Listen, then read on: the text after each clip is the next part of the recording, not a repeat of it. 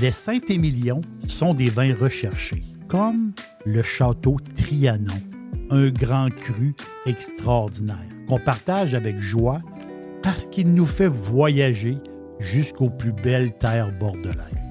Château Trianon, sublime vin d'exception.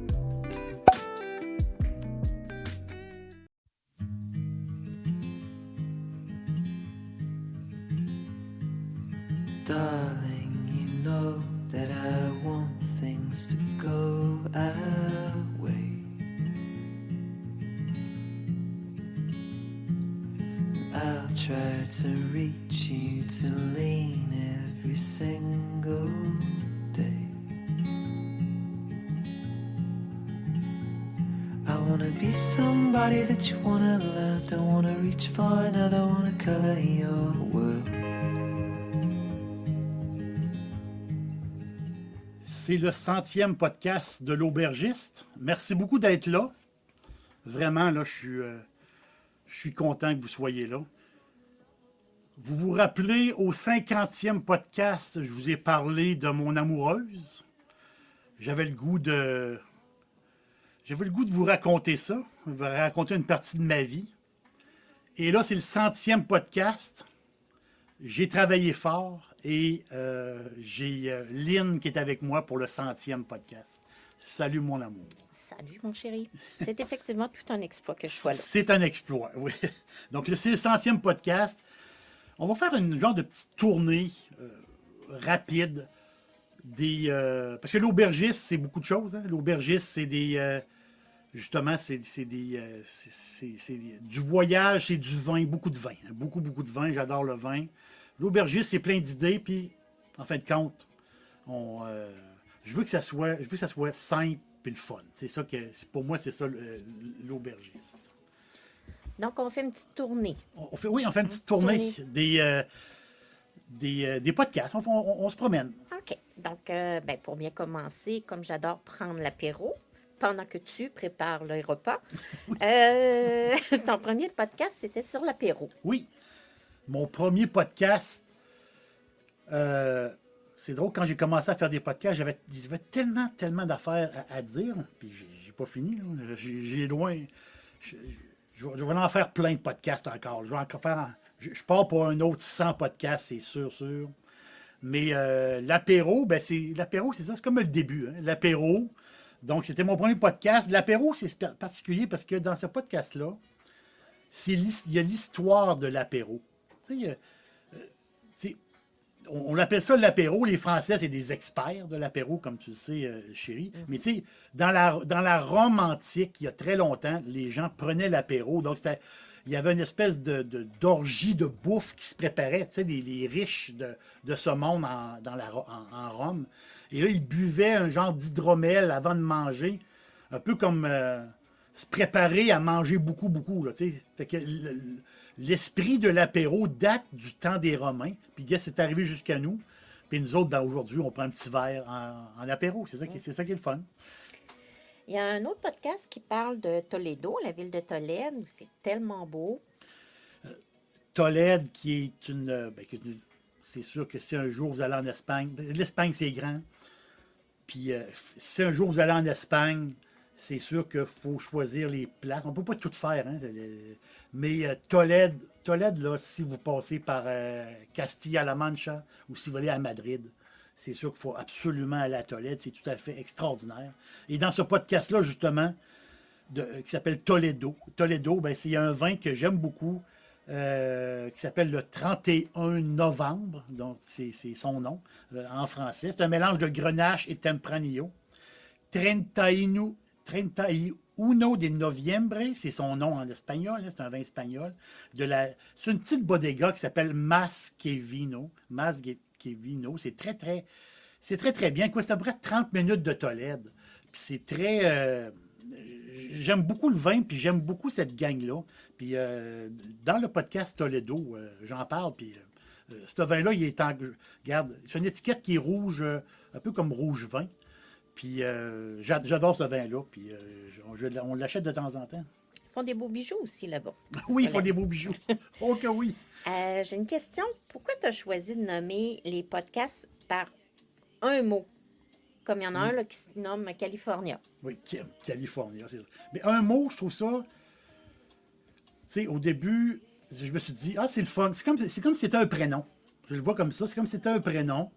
Donc, puis ça garde un peu le mystère. Tu sais, quelqu'un voit California. Il y a la petite phrase qui vient en dessous, des fois explicative, mais des fois, je fais un peu par exprès pour pas tout dire.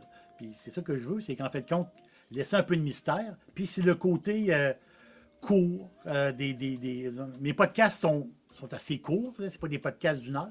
Donc, c'est des petits podcasts. Et le nom, c'est comme un petit prénom que je donne aux podcasts.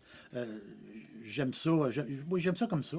Puis j'ai commencé comme ça, puis au début, je n'étais pas sûr. Mais là, j'adore ça. C'est vraiment, vraiment le fun. Donc, California, comme tu viens de me dire. California, c'est... Dans ce podcast-là, il est le fun parce que la Californie, comme on connaît aujourd'hui, l'histoire de la Californie dans le vin, ça a commencé en 1976. 1976, quand un vin californien a gagné le plus grand concours de vin au monde. Et c'était à l'aveugle. Et quand ils ont vu que c'était un vin californien, c'est ça qui a mis la Californie sur la carte. Pourtant, la Californie fait du vin depuis toujours, depuis très, très longtemps. Mais c'est quand ils ont gagné le meilleur vin, ce concours-là en 1976. Donc, dans le podcast California, je parle de ça. Et je parle aussi de vins californiens, de quelques vins que j'adore, qu'on l'adore. On fouine, on boit, on s'amuse. Comme tu le sais, tu es mon cuisinier préféré. Puis, Oui. il y a un podcast qui s'appelle Pasta. Pasta parce que j'ai voulu... C'est drôle. Il y a quelqu'un qui m'a parlé de ce podcast-là, puis il dit, je savais pas... Je nomme une marque de pâtes alimentaires. Je ne vous le dis pas là. Il faut aller écouter le podcast Pasta. Donc, parce que dans les pâtes alimentaires, moi j'ai travaillé, vous le savez, dans la restauration. Je suis né dans un restaurant. Toute notre famille a eu un restaurant italien, donc pizza, oui, pasta, beaucoup. Et les qualités de pâtes alimentaires, c'est surprenant comment il peut y avoir de la qualité et de la mauvaise qualité aussi dans les pâtes alimentaires. Donc, c'est un podcast qui jase un peu des pâtes alimentaires. À la fin, il y a toujours un petit vino. Hein, c'est toujours le fun. Hein. Avec des pâtes, ça prend du vin. Effectivement. À un moment donné, dans un de tes podcasts, tu nous amènes au Maroc. C'est une des destinations qu'on a visitées lors de notre premier voyage ensemble. Oui, premier voyage, on est allé au Maroc ensemble. Donc le nom du podcast, c'est Sirocco. Donc, Sirocco, quand on pense vin, on ne pense pas beaucoup Maroc. C'est un petit producteur de vin, mais le Maroc produit du vin intéressant, vraiment intéressant. J'en ai goûté plusieurs, mais un que j'adore. Il porte le nom d'un vin, donc le vin du Sahara, qui s'appelle le Sirocco, un vin chaud du Sahara. Donc, ce vin-là, Sirocco, je l'adore. Et puis, je pense que le Maroc, on va en entendre de plus en plus parler dans l'avenir. Dans tout le monde viticole, là, on va en entendre parler du Maroc de plus en plus. Ça, j'en suis convaincu. Moi, il y a une destination que j'aimerais voir un jour. Je passe le message. Oui. La Sicile. Oui. On va épargner, on va y aller. On va épargner et on va y aller. C'est sûr. La Sicile. Ceux qui sont allés en Sicile, la Sicile, c'est comme l'autre Italie. Que l'Italie que Suzanne connaît, notre amie Suzanne, qui est une fan de l'Italie. Puis tu as l'Italie sicilien. C'est comme un autre monde, la Sicile, pour ceux qui sont allés et qui connaissent bien la place. Donc, en Sicile, par rapport au vin, il y a une quinzaine de cépages, même peut-être plus que ça, des cépages typiques siciliens. Donc, les amateurs de vin, on a vraiment une tournée à faire. On peut se concentrer sur la Sicile pendant des mois et des mois et on va avoir beaucoup de surprises. Il y a même des chardonnays siciliens qui paraît qu'il faut boire. Donc, j'ai beaucoup de fouillage en Sicile, puis bien sûr, si on l'économise, puis c'est sûr que c'est dans la bucket list, ça c'est garanti. C'est garanti. Moi moi qui adore la Méditerranée depuis tout le temps, puis quand on a fait notre premier voyage, on est allé en Méditerranée. Donc, on a la Méditerranée dans nous autres. Fait que je pense que la Sicile, elle va triper. Oui, effectivement. Là, on passe de l'Italie à l'Espagne. Il y a un podcast où tu parles du super restaurant de Madrid là, qui s'appelle Le Neveu de quelqu'un. Là. Le neveu, le restaurant Sobrino des Bottines. Donc, vous êtes à Madrid, c'est sûr que je tenais à faire un podcast sur le restaurant Sobrino des Bottines.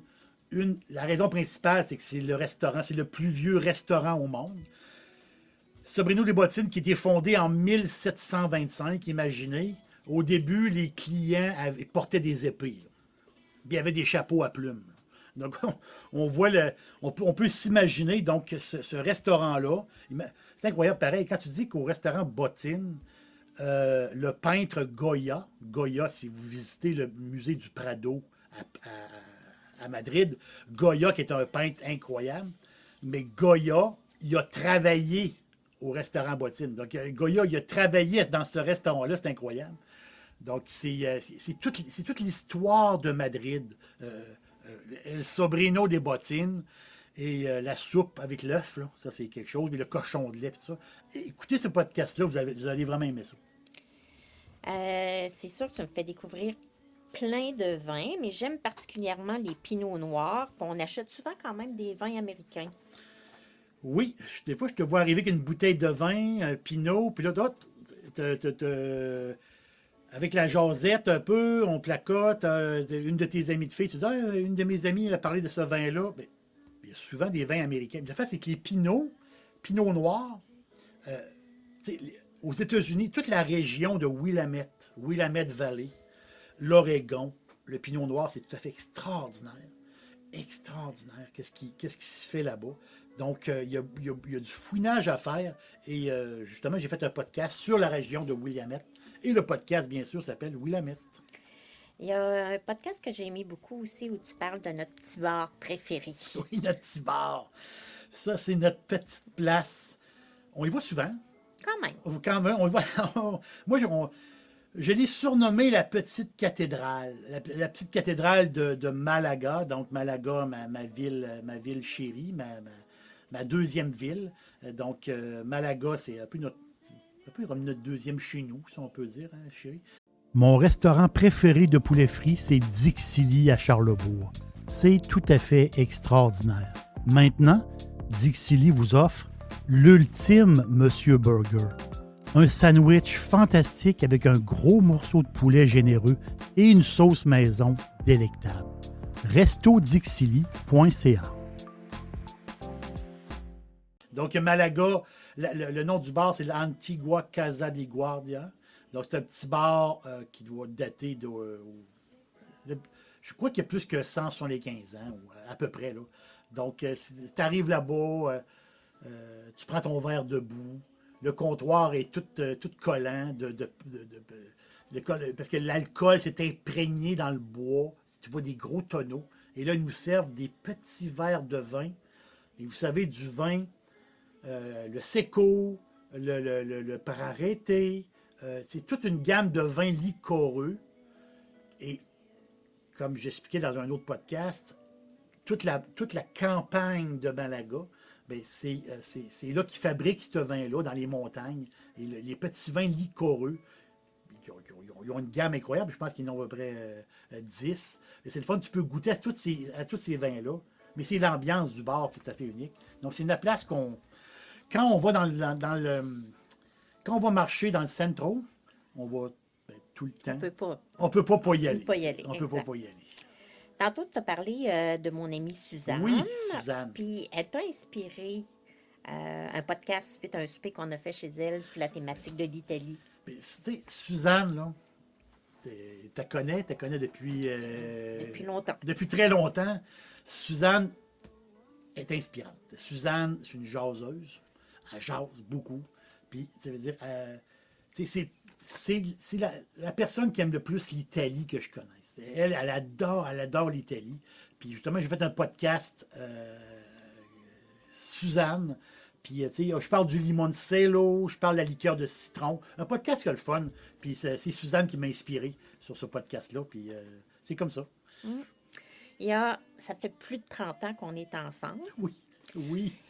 Moi, j'aime pas les huîtres, mais je vis avec l'amateur numéro 1 des huîtres. Ah oui. Oui, je suis le fan numéro 1 des huîtres. Je crois que je tiens ça de mes parents. Mes parents étaient des maniaques. Puis je prends le bon mot, des maniaques d'huîtres. Chez nous, depuis que je suis petit, il y a toujours eu des caisses d'huîtres. J'ai des souvenirs que mon père invitait des amis et il mettait du papier journal sur la table. Puis il prenait des grosses caisses d'huîtres en bois. Puis il les renversait sur la table. Puis là, c'était un genre de party d'huîtres avec de la bière, de la vodka. Dans le temps, il y avait moins de vin. Aujourd'hui, ben, beaucoup de vin. Mais justement, dans le podcast que je parle d'huîtres, ben, il y a c'est quand on boit je parlais de bière, je parlais de vodka, mais le vin, souvent, les huîtres, ça vient avec des vins de Bordeaux, des Bordeaux blancs, des super Bordeaux blancs. Mais moi, il y a une appellation que j'adore. C'est un vin très cristallin, très minéral, très salin. Pour les huîtres, c'est tout à fait extraordinaire, fantastique. Et j'en parle dans le podcast Huîtres, c'est une passion, en fin de compte, les huîtres. Pour moi, c'est une passion. Je peux pas. Des huîtres, là, si je vais à la poissonnerie puis je vois des huîtres, là, puis j'en achète pas, là, c'est que j'ai travaillé sur moi, là. Il y a une histoire que j'ai adorée, c'est celle où tu parles des canards dans le vignoble en Afrique du Sud. Oui, beaucoup de monde m'ont parlé de ce podcast-là. Les gros canards, les Pekin comme Pékin, Pekin White, donc c'est des gros canards blancs. Donc là, on est en Afrique du Sud, on les appelle les canards de John T. John T de Jonathan, le gars s'appelle Jonathan. John T, c'est son surnom. Donc lui, le gars, il a, en Afrique du Sud, il fait un vin blanc, un super vin blanc. Puis l'histoire, justement, mon amour, c'est que les canards, c'est des employés du vignoble. Les canards travaillent.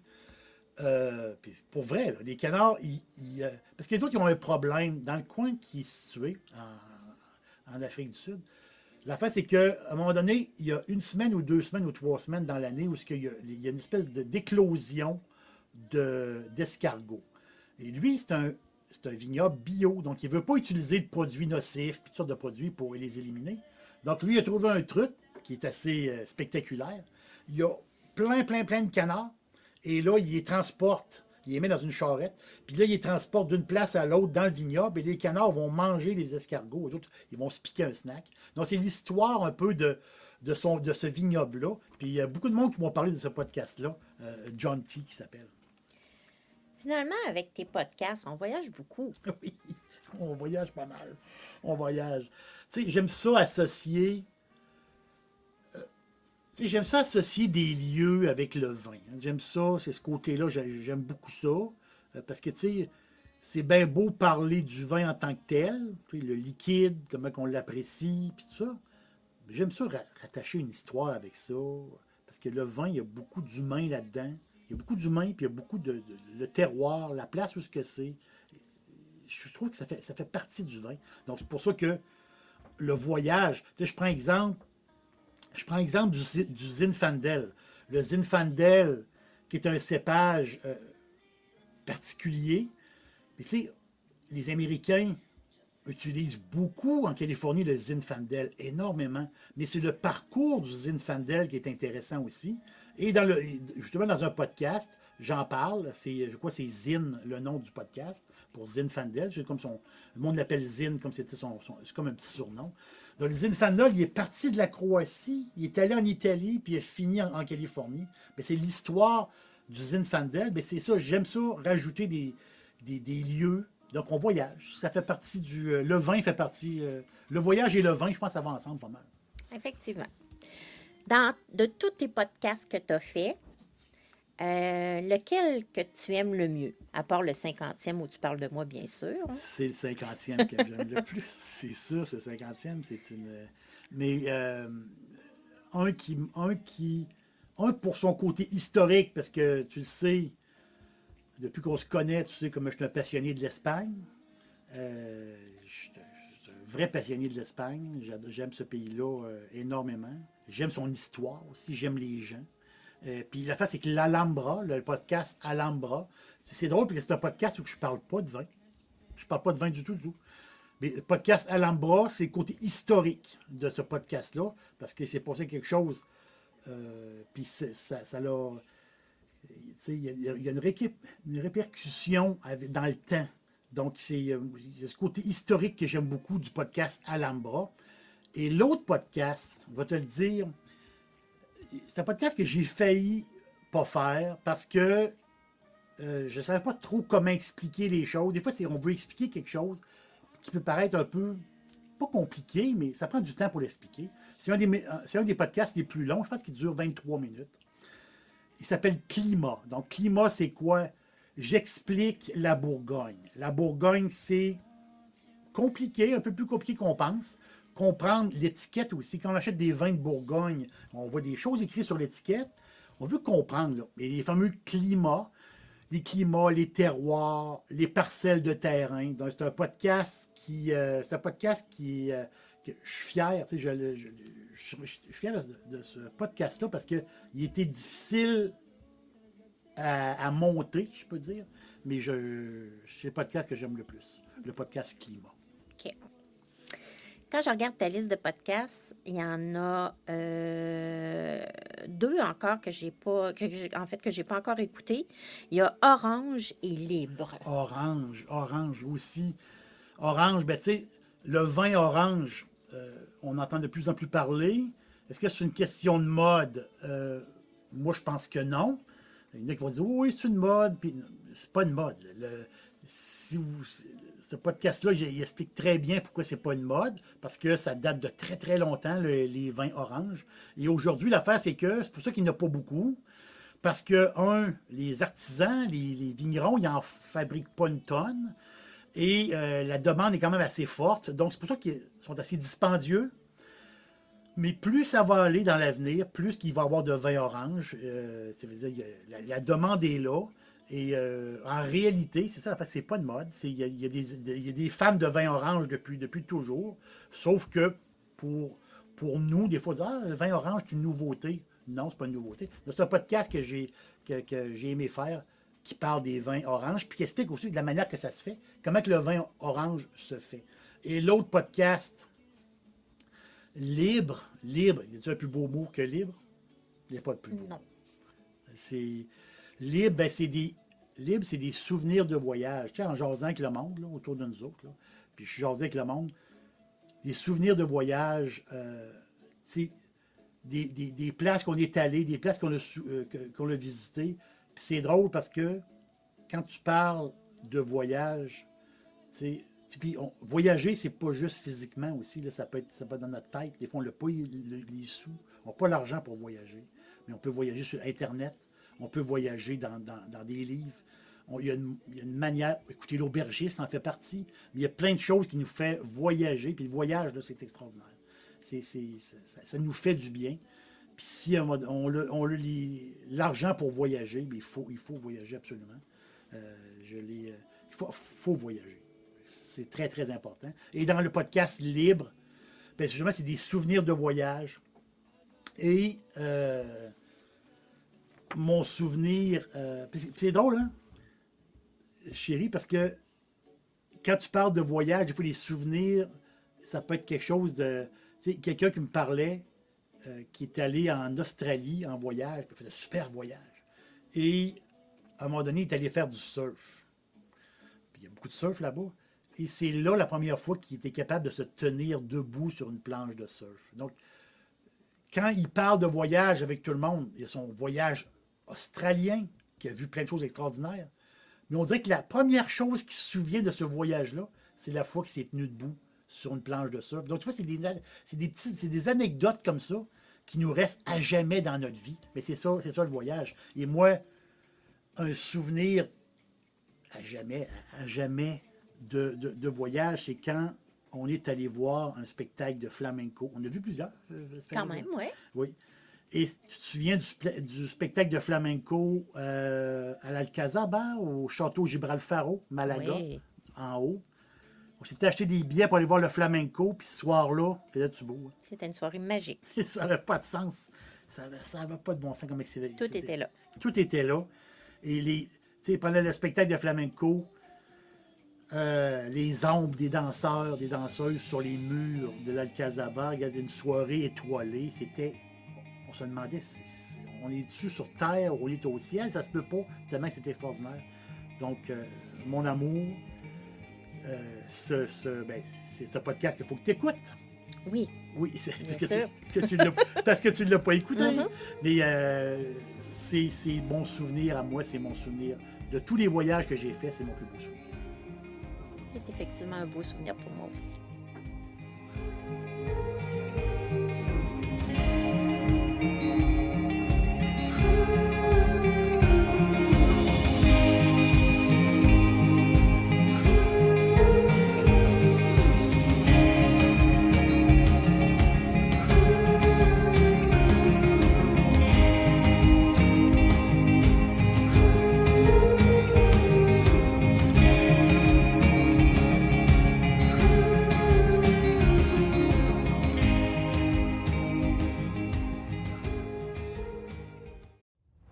J'adore cuisiner et c'est toujours facile avec Fireburn. Les sauces barbecue, les épices, les condiments, comme la meilleure moutarde baseball. Et j'ajoute toute la gamme des sauces piquantes. Tous les jours, c'est parfait en supermarché ou sur firebarns.com.